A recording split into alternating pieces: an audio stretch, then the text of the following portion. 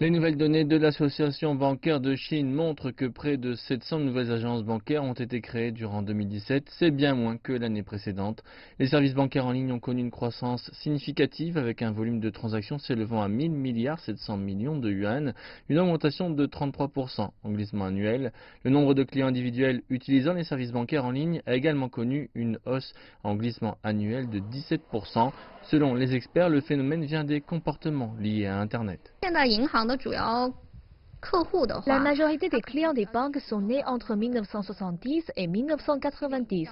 Tout le monde se plaint des longues files d'attente dans les banques et maintenant des transactions simples peuvent être faites grâce aux applications mobiles ou même sur des comptes officiels sur WeChat.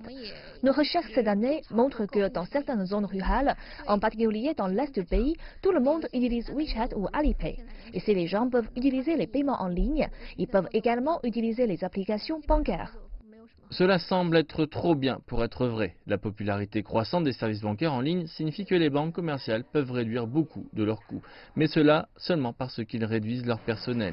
Les grandes banques cotées comme Citibank, China Everbright Bank, Ping An Bank et China Merchants Bank ont toutes réduit leur personnel l'an dernier. Les spécialistes des ressources humaines pensent que la situation continuera puisque les banques continuent à optimiser la composition de leur personnel. Alors que l'emploi baisse dans les agences, il augmente dans d'autres catégories professionnelles. Par rapport à d'autres industries comme l'immobilier et la manufacture, le coût des ressources humaines représente un grand pourcentage des dépenses des banques. Les emplois créatifs sont encore populaires dans les banques et les gens sont désireux de se battre pour eux, car l'environnement y est suffisamment compliqué pour leur offrir une bonne formation.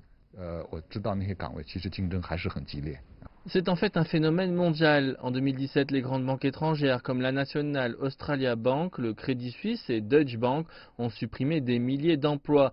Citibank prévoit une baisse de 30% de son personnel en Europe et en Amérique du Nord dans les 10 ans, affectant 1,7 million d'employés.